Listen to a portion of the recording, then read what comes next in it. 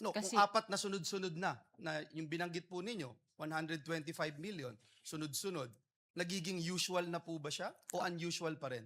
pwede naman po na What is usual. it? Kung sunod-sunod naman po, magiging ano na po siya, talagang usual transaction na po yun. So, kung ganun nga po na apat na sunod-sunod, usual transaction na siya. Opo. And binanggit niyo ho kanina, hindi ito suspicious Para sa ano ko po, hindi po siya suspicious. at lahat po ay legitimate. Yes, sir. Senator Judge Alan Cayetano is recognized. Thereafter, Senator Judge Joel Villanueva, you have 2 minutes. Magandang, I'm sorry, after Senator Alan, Senator Risa. Thereafter, Senator Judge Joel Villanueva. You have 2 magandang minutes, sir. Magandang umaga, Madam Witness. Welcome to the Senate. Maganda. Most of my questions na tanong naman ni Senator Erwin. I just like to ask, but you're familiar with the concept of confidential or discretionary funds? Or hindi?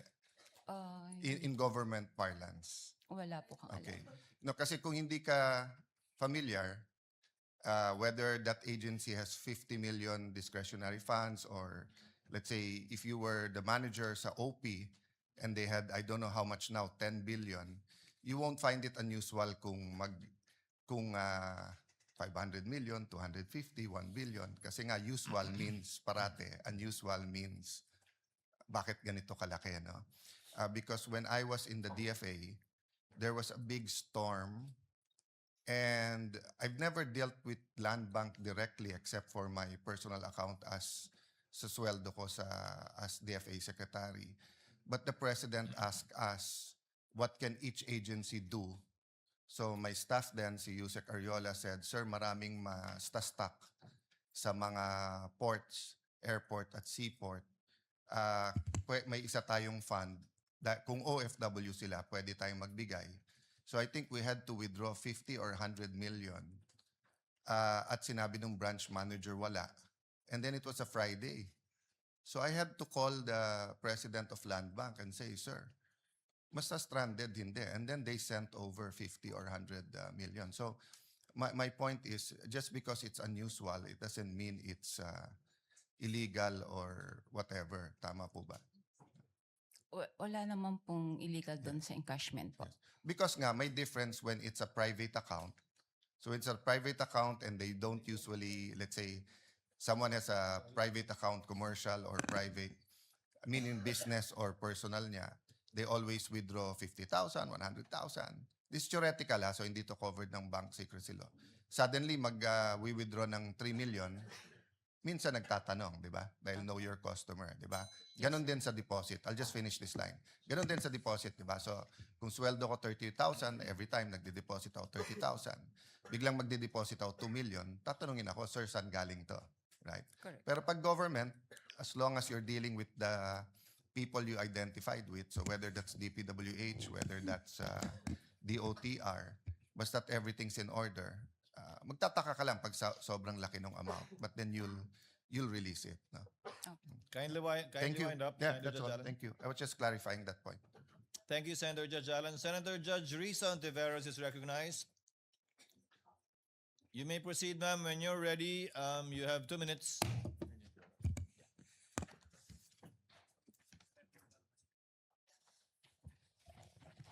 Salamat po, Mr. Presiding Officer.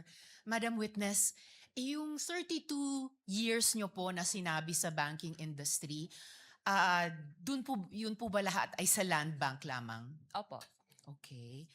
And then, sabi nyo po, unusual. Unusual yung withdrawals na ito. Sa 32 years nyo po sa banking industry, sa Land Bank, nakakita na po ba kayo ng ganyang kalaking amount na withdrawal ever before? First time po. First time. Okay.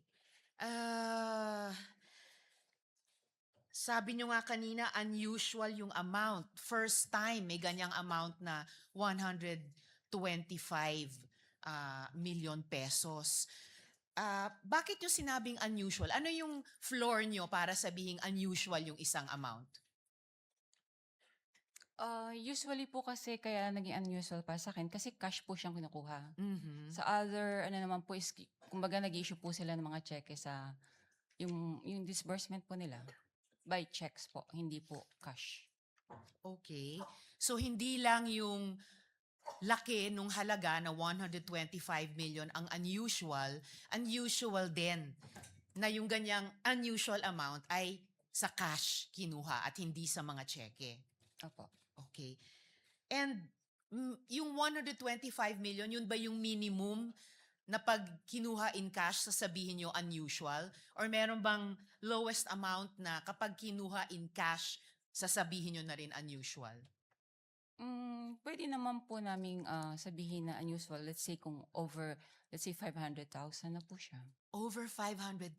Kasi yun, Kung over 500,000 kinuha in cash, sasabihin nyo unusual. for that particular, let's say po yung kliyente, yung Yes. mga ganun po. Opo. For the particular client. Ito, hindi lang 500,000, 125 million. So, 250 times mas unusual sa minimum amount na sasabihin yung unusual kung kinuha in cash. Depende po rin sa yung kliyente po. Depende sa kliyente. But kung sino mang kliyente aside, nasabi niyong unusual dahil 125 million na para po sa akin is 250 times yung 500,000 at hindi po in check, kundi in cash po kinuha. Pwede nga po, depende po sa depositor po niya. Kung regular lang sa kanya yung mga ganun withdrawals or what, it's usual. Okay. Pero kung parang for the first time ma-encounter namin that much, unusual po sa And amin. this was your first time. Opo. And in your 32 years, higit 3 dekada, kung masasabi nating pambihirang amount ito in cash, Opo. masasabi nating once in a lifetime yung ganitong amount in cash. Pwede po. Pwede. Alright. Salamat, Mr. Presiding Officer. Thank you. Tutuloy ko po sa second round. Thank you, Senator Judge Risa. Senator Judge Villanueva, thereafter, our distinguished Senate President. You may proceed, sir, when you're ready. You have 2 minutes. Thank you, Sir Presiding Officer, Senate President. Madam Witness, binanggit niyo po yung unusual, no? And gusto kong susugan yung katanungan. Yung usual, below 500,000 pag individual. Pero kung ito'y government agency, paano niyo masasabi na ito'y unusual? Any depositor naman po, kung hindi naman po ganong frequent silang nag-withdraw ng ganong kalaking cash. Kaya po, naano ko siyang unusual. Kung ganito po na 4 na beses na nag-withdraw na 125 million, would you say usual na siya? Unusual nga po. No, Kasi- kung 4 na sunod-sunod na yung binanggit po ninyo, 125 million, sunod-sunod, nagiging usual na po ba siya o unusual pa rin? Pwede naman po. Na What is usual. it? Kung sunod-sunod naman po, magiging ano na po siya. Talagang usual transaction na po yun. So, kung ganun nga po na 4 na sunod-sunod, usual transaction na siya. Opo. Madam Witness, as I understand, no, yung process, the BM would provide the funding, notice of cash allocation, and then the agency authorizes the disbursement. At kayo ho, for example, sa inyong bangko, sa land bank, bine-verify nyo lang at you pay the corresponding instruments. Is that correct? Opo. Bine-verify po yung pag-issue ng cheque po, yung mga signatories, payees, like that po. So bago po inilabas ang salapi o yung pera, ano-ano pong dokumento yung aktual na natatanggap po ninyo at inyong masusing sinusuri? Kasi sabi nyo nga ho, I'm sure from the first withdrawal, as you made mention, it's unusual. So ano yung mga talagang sinusuri po ninyo na dokumento bago nyo i-release ito? Supported naman po ito ng advice. So once po nakapasok na po sa system at funded naman po siya, okay na po sa amin yun. So yun lang po yung inyong chinecheck. Opo. And that's it, you release it right away. Yes, sir. And binanggit niyo ho kanina, hindi ito suspicious Para sa ano ko po, hindi po siya suspicious. at lahat po ay legitimate. Yes, sir. One last question that I'd like to ask. With this amount of money that will be withdrawn by the payee, Ano ho yung mga advance arrangements? Kasi hindi, sabi nyo nga, hindi usual yung biglaan, no? 125 million. Ano yung mga advance arrangements na inihingi po ninyo o tinatawag po sa inyo bago mailabas po itong salapi na ito? How far in advance was Land Bank informed that these amounts of physical cash would be required for each transaction? Mga a day or two po, ni-inform po kami from the cash division po ng OVP na meron po silang ganong cash requirement. So sa amin naman po, pinoprocess naman po namin yung requirements nila bago po namin sila advise na available na po yung cash. So in sa 24 hours, kaya na po.